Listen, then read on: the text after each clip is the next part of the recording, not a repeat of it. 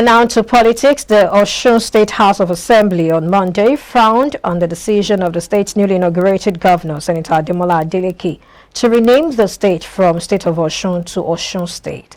The Assembly argued that the anthem, crest, and flag of the state was an enactment of a law assented to on December 18, 2012, and no person can enact force to change it. It was earlier reported that Adeleke, during his inauguration on Sunday, November 27, 2022, reversed the name of the state from State of Osun to Osun State, and also reversed its appellation from the State of the Virtues to the State of the Living Spring. Adeleke also reversed all appointments made by the immediate past governor, Adegboyega Oyetola, effective from July 7, 2022. Well, joining us for more on this is Dr. Dayo Kayode. He joins us via the telephone. Good to have you join us today, Doctor. Good morning, Peg. How are you today? Very well. Anthem, how are you doing too? I'm all right. Good morning. Good morning to you. Hope you are enjoying yourself. I am. I trust you are as well. Despite all the hula-baloo of social problems in our nation, no fuel, you have to queue for days before you can get. Everywhere you get the fuel, you are buying at the very exorbitant price, yeah. And without anybody talking. Can you imagine the underlying? Without anybody talking. Well, Dr. Dayo, we'll continue on that some other time, but we want to quickly look at what's happening in Osun State. First, what was your reaction? Did you expect those changes that were made by the present governor of Osun State? Yes, definitely when there is a change of party in any socio-political environment, you must also expect changes. So I wasn't surprised when Senator Ademola Adeleke, the new governor of Osun State, pronounced immediately that, look, this government is going to be operating according to the Constitution of the Federal Republic of Nigeria, 1999, as amended.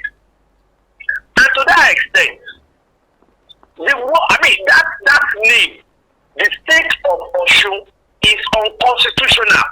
Hence, it has to be reverted. Doctor, let me come in here. When you say it's unconstitutional, but of course it's an enactment of the assembly. Listen. Hence, it has to be reverted to Osun State of Nigeria. It is Osun State of Nigeria and not the state of Osun. Okay, you're done, right? Yes.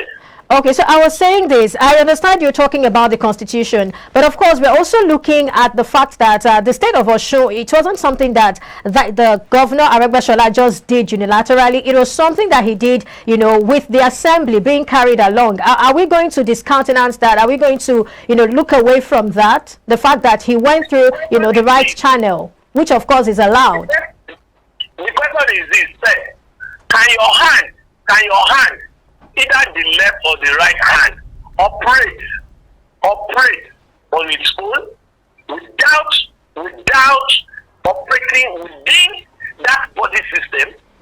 Can it? No. Except you want to cut the hand off, then it is outside your body system. But as much as Osun State is still an integral part, underline that please, it's still an integral part of Nigeria, then it has to operate within the dictates of the Federal Republic of Nigeria Constitution. And when you look at that constitution, it is being written as part of the states, the constituent of Nigeria, Osun State of Nigeria. But then, when you are now align what Adegboyega did with the state House of Assembly, I want you to take a study of that state, of some of these members of the state of assembly. How many of them even knows the color of our constitution, talking of all the things that have been entrenched there? So to that extent, somebody who knows his onions, who knows what it is to operate within the confines of the Constitution of Nigeria, has now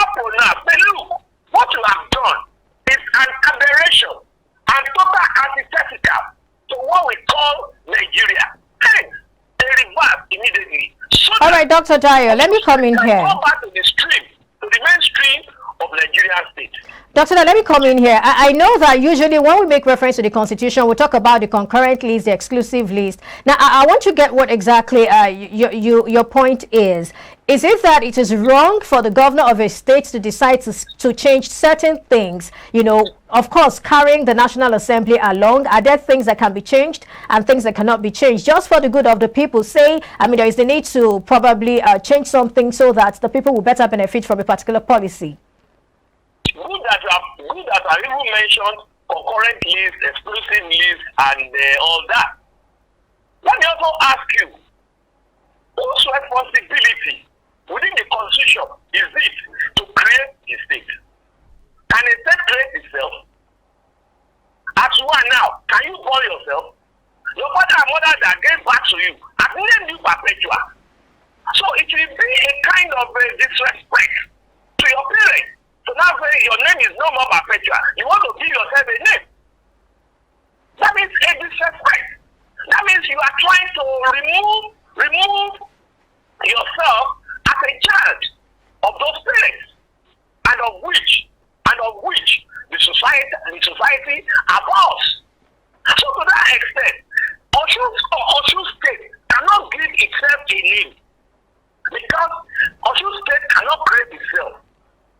The federal government of Nigeria has the sole authority to create things. And whatever state that government is creating, the government will give it a name. And if that name is to be changed, it has to be from that federal government, not the state. But it's so unfortunate that most of the people we have in our national, in our houses of assembly, even the governor that changed that name, who are asking today whether he knows the color of the Constitution. Ask the person that changed that name. Then you will know that yes, he knows what is true. And I have to tell you that yes, with this singular act, a fresh of breath here has come to Osun State. Well, at the time when the former governor Ralph Adegboyega carried out that decision, he had the backing of the House apparently, because the State House of Assembly, because they were in the majority and they controlled the House. That's not the case this time around, and that explains why the House of Assembly is opposing this move. Those who backed that decision in 2012 came from the angle that the state to a large extent is autonomous and can always preside over its affairs, even in terms of changing its appellate and name and what have you. Now that there's a reversal and the House is opposing that stance by the governor, because the governor still doesn't have a control of the House in terms of the majority in the same party, how do you think this would get resolved? Bearing in mind, let me chip in. Bearing in mind that in 2017 there was. Pardon? Let me first of all answer that. So that okay. We don't mix it up. Okay. See, there's what we call rascality of the government. Okay. And that rascality of government comes around when you want to use the majority that you have, the majority advantage that you have in the House of Assembly to distort what is supposed to be. Adegboyega at that time did that so that people will say yes, at least it's making some changes. But do you make changes because of changes? Why don't you make changes that will bring dividends of democracy to the people? Why don't you make changes that will be in consonance with the Constitution? Why don't you make changes that will be in consonance to what you have promised the people? These are my concerns. That's what rascality of government is, what he has used to change that name, nothing more. You cannot allude it to any other thing other than that. And this government has gone. But look, Osun State has to abide with the Constitution of Nigeria. Hence, we are going to revert back to what the Constitution says. And I have to tell you, the kind of government you need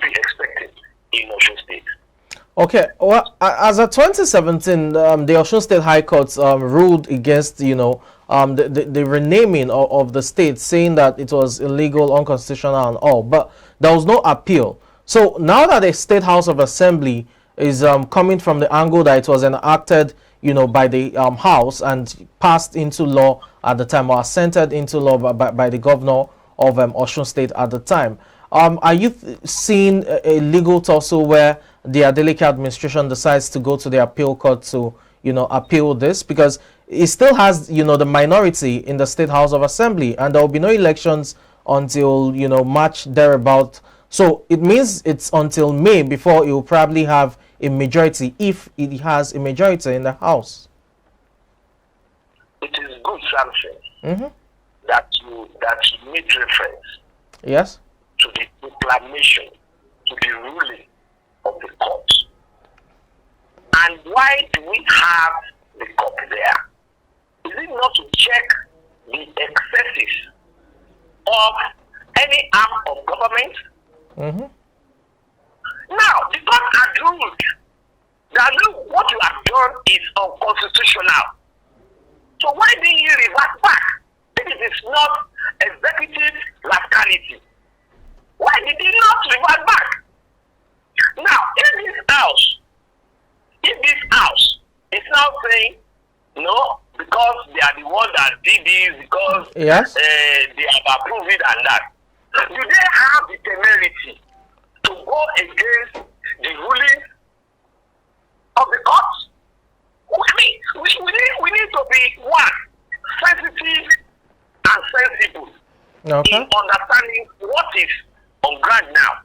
We need to be sensitive and be sensible about it. We have three arms: the executive, legislature, and the judiciary. And there is what we call separation of power. Why do we have that separation of power? It's because of checks and balances. And the court has ruled. So why the furor now? Why the furor? The people of Osun, that unanimously elected somebody to be their governor. Unanimously in terms of majority. What do you say? I said unanimously or in terms of the majority. Yes. Majority. Well, I mean, what do you call that? Majority. Can't you see the difference? Okay. I mean, can't you see the difference? 28,000 plus votes. Now say, look, let us go constitutional. Okay. Because I am bringing light into the darkness that has pervaded Osun State for the past, how many years now? 12 years. Why don't you allow that light to shine properly? Is it possible for you to use your hand to cover the light of the sun? It's not possible.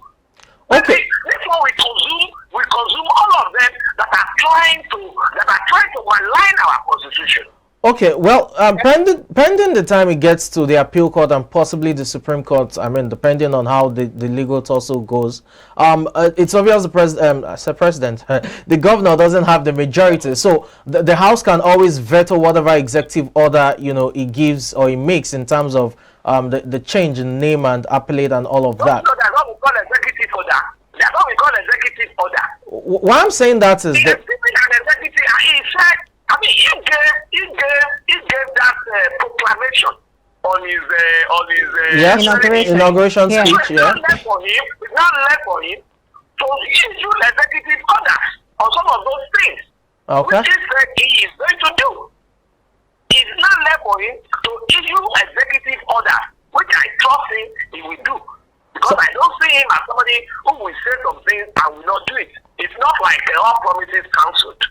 All right, if I get you correctly now, what you're saying is for the mere fact that he has given that order, it actually stands until we probably have another court judgment that probably, reverses the Osun State judgment that was initially given. Listen, a judgment has been given. He is going to take that judgment now and he will start acting on it.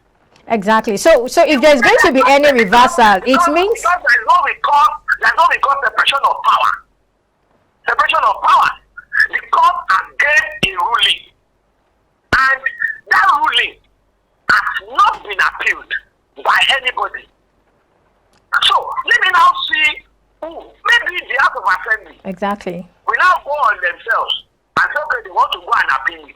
Let us see. But because we now tell the House of Assembly, were you the one that made that proclamation? No. The person that brought in that particular proclamation is no more in government. So why are you now appealing? The new executive, the leader of the new government is now saying, look, this is this. Let them go to the appeal. If they go to appeal, they will see Lule from the appeal. Did you hear that? I had that. Let's look at the cost of this in terms of the implication of this reversal back to what it used to be in terms of both the name, the appellate, you know, the signage, everything that it will cost, really.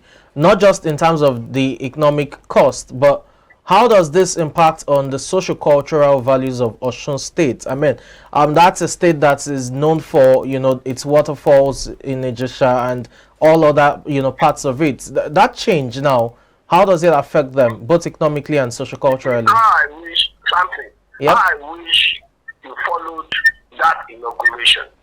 I watched highlights of it. Wait now, you will have found out that inauguration did not take place only in Osogbo, but in nothing less than 85% of the state, and nothing less than 85% of residents of Osogbo are also in support.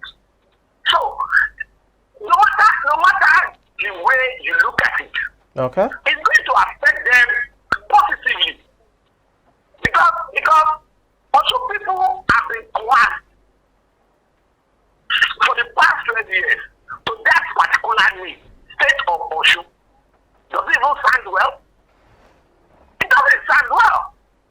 Because when you are saying State of Osun, you are just importing somebody else's culture into that enclave called Osun State. You are importing somebody else, just like when you say State of Maryland, State of Ohio, State of Texas. This is in America. That is not what we are used to here. We are used to those states, Ekiti State, Osun State, Niger State, and that is what the 35 states have been hearing ever since. Only you. Because he also can say it's Ogbeni. Who doesn't know that you are a man? Why? What is Ogbeni? Well, it was a trend at the time. These are things that are just too pedestal. All right. It was a... That is why throughout his administration, we cannot see real development. Well, he was constructing, I think, the roads and all of that.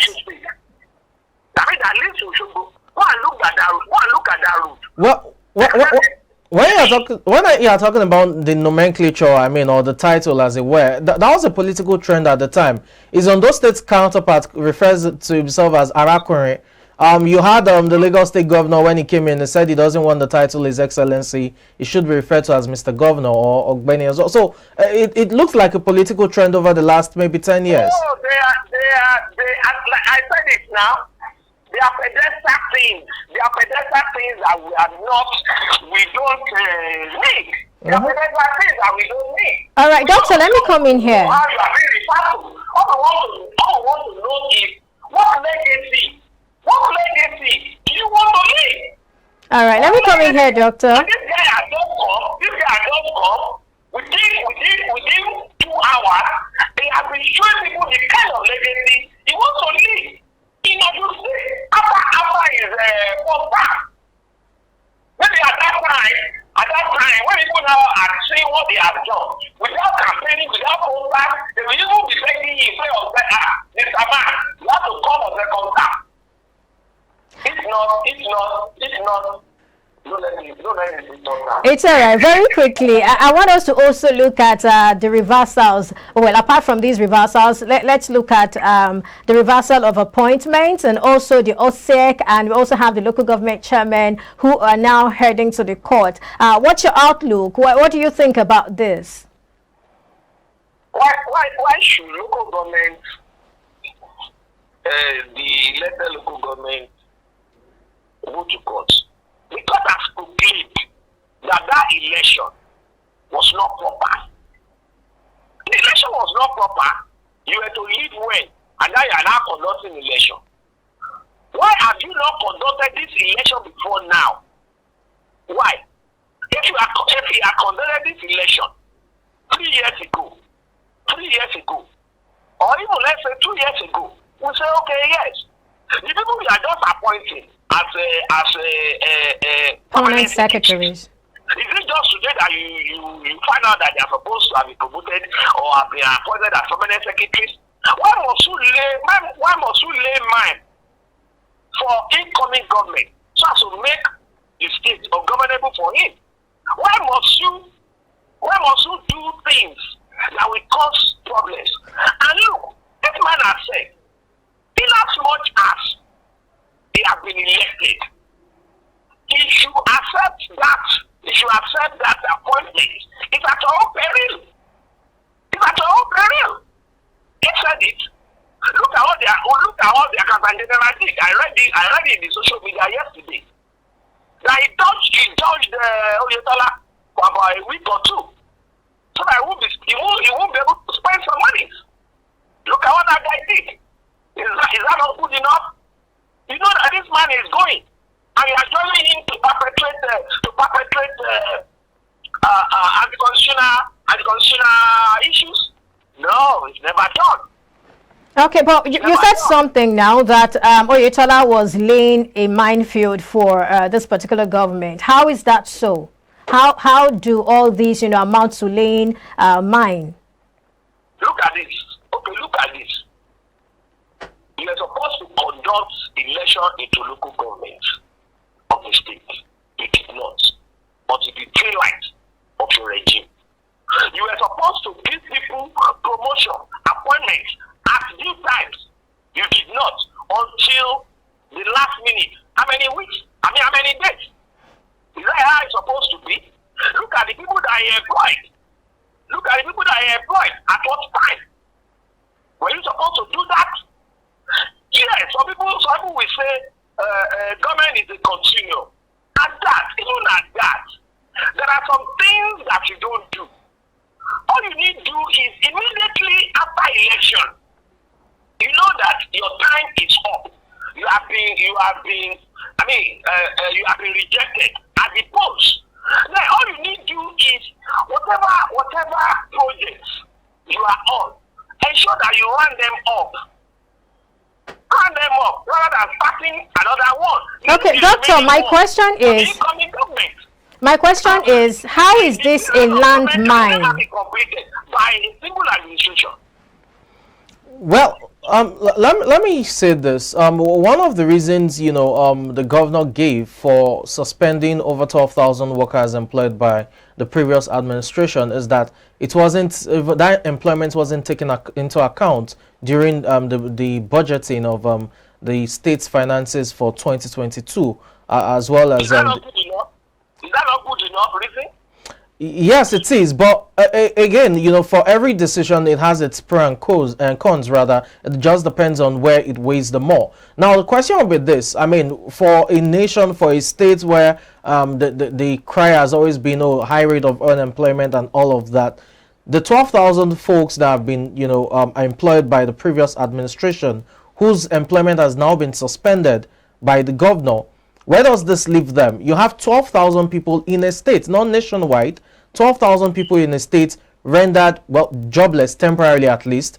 How does that, affect Osun State? Something. I'm with you. We need to add insight and foresight to issues before we make conclusions. And let me show you this. Okay. 12,000 people being employed are the three lights of a government.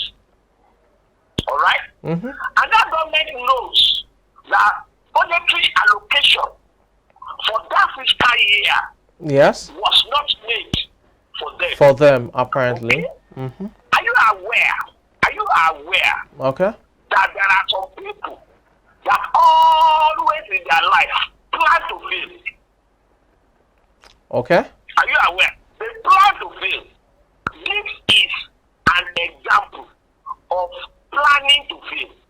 Because if you know that yes, you will be employing Okay. 12,000 people at a particular point in time, what plans have you made for them? That's number one.